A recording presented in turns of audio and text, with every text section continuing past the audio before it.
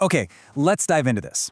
At the very, very end of the biblical book of Proverbs, after 30 whole chapters of wisdom and warnings and all these wise sayings, there's this final, super famous poem. A lot of people call it the poem of the virtuous woman, and, for many, it's become this daunting, almost impossible standard to live up to.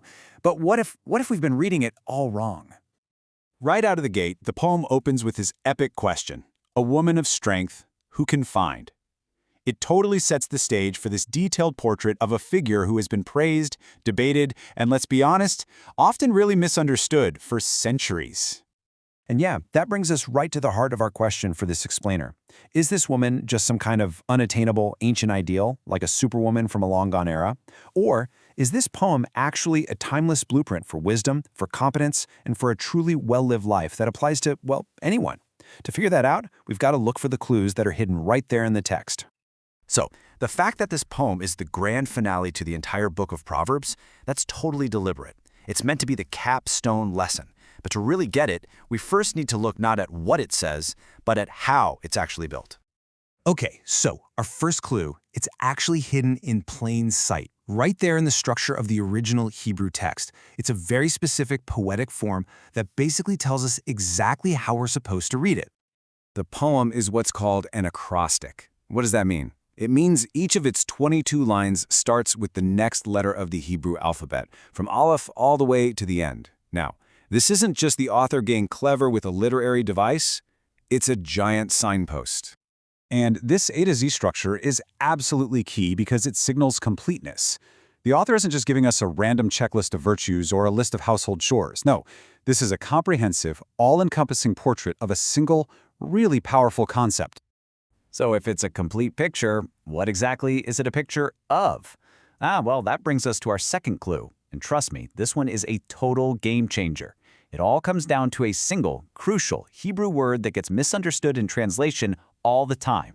In a lot of English translations, you'll see words like virtuous or noble or excellent. And look, those are perfectly fine words, but they just miss the sheer power of the original Hebrew term, which is hail. See, Hayel doesn't really mean morally pure or quiet in the way we might think. It means strong, powerful, competent, capable. It's a word that's used elsewhere in the Bible to describe like valiant warriors and people of great influence. So this isn't a poem about a virtuous woman, it's a poem about a woman of strength and competence. And that one little shift in meaning, it changes everything. Okay, so we have an A to Z portrait of a strong, competent woman. Our third clue connects her directly to the main theme of the entire book. Because see, she's not some new character who just pops up out of nowhere in the final chapter. We've actually met her before, just in a different form. The Hail woman of chapter 31. She is the real-world, flesh and blood embodiment of Lady Wisdom. You know, that symbolic figure who calls out in the streets back in Proverbs chapters 1, 8, and 9, offering life and guidance to anyone who listens. This is just a brilliant way to illustrate the central conflict that's running through the entire book, right? Proverbs sets up these two competing paths. You've got the way of folly, personified as this loud woman leading to destruction, and then you have the way of wisdom, who's like a gracious host offering a banquet.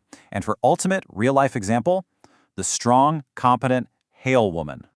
So what does this grand ideal, the living embodiment of wisdom, actually look like in practice? You might expect something, I don't know, majestic or philosophical, but the poem grounds this powerful idea in this stunningly practical, everyday reality. This is not about being a queen sitting in a palace. Wisdom, according to this poem, is intensely practical. She manages her household with incredible competence, sure, but she's also an entrepreneur. She's evaluating real estate, making investments, engaging in trade. She is skillful, industrious, and super economically savvy. So here's the crucial point. Her actions are not just chores. They're the tangible, real-world expression of the three pillars of wisdom that were introduced way back in Proverbs chapter 1: justice, righteousness, and equity. This poem is the practical conclusion to the whole book. It's showing what wisdom looks like when it actually gets its hands dirty. All of this builds to the final powerful lesson of the book. And it's a lesson that presents a really stark contrast to a lot of our modern values, and honestly, that's why it's more relevant than ever. So the takeaway is really this model for a well-lived life. It's a portrait of competence and deep responsibility. It describes a thriving family built on mutual trust. But I think most radically, it champions a vision of human flourishing that's based on interdependence, not rugged independence. And this is where the ancient poem throws down its greatest challenge to us today. The healed woman is not a lone hero. She is deeply embedded in a web of relationships with her husband, her kids, her household, her whole community. Her strength serves the whole group. And this vision of interdependence, man, it stands in such sharp contrast to our modern Western ideal, which so often prizes individual rights and personal independence above everything else. So the poem leaves us with this final, really powerful question.